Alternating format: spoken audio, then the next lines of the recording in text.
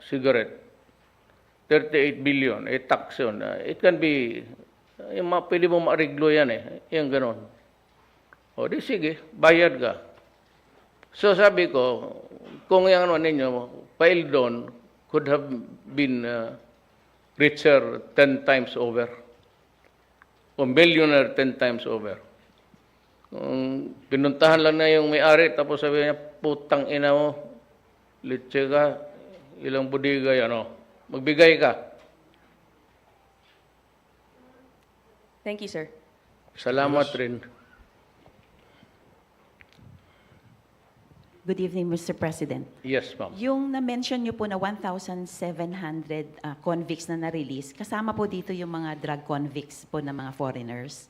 Ano na pong status nila na nasa BI? Kasi po nung No, hearing po the sa FBR Senate, already sent. Ang kasi itong batas na